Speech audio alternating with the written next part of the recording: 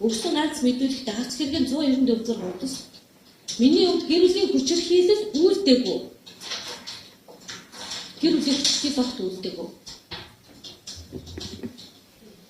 Хэдэн удаа утгалснаа санахгүй байна. Би өөрийгөө утгалсан байсан.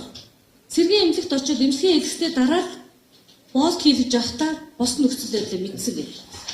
Энд чинь өөрөөр хэлбэл гэр бүлийн хүчирхийлэл байг үлддэг байсан юм а гэдгийг гэрч ихээсээ илүү бид гар утсанд нотлох баримтаар энэ асуудал урт хугацааны ужигрсан юм нөхцөл байдал байж байгаа гэдгийг асуудлыг гаргаж тавьж 20 гаруй хуудас өгсөн. Шүмтгчийн өнгөрч 3 ус гэж 20 гаруй хуудас маш олон урт хугацааны байдалтай холбоотой бас байгаа. Хавц хэргийн 195 хуудас гэрч мөнгө өгсөн.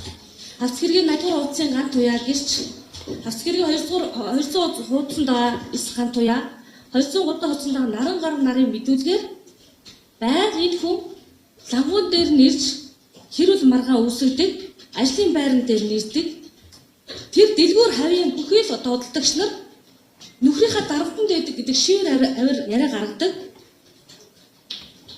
2 удаа одоо ганцхан мэдээлэл. За хэрвээ нотлохын шинжилгээ судлал хаалт явуулна гэсэн байна. 2 удаа нөхөр та нотлохын шинжилгээ судлаад байна. 2 удаа нөхөр нь ирээд дарамтж байгаа цагдаа ирсэн. Ингээд зөвхөн гэрчүүдийн мэдүүлэг байгаад энэ хүнийг нотлоо гэж оруулаад иртэл энэ хүн би гэр бүлийн хүчирхийлэл үлдээгүй гэж маргаад дагаад л бид түүнийг нотлох гэж өнөөдөр энэ хувь чат хоорондын дарамтын энэ зүйлийг шүгт гаргаж өгсөн. Тийм учраас нотлохын дээр тооцоолох ийм салтай байгаа.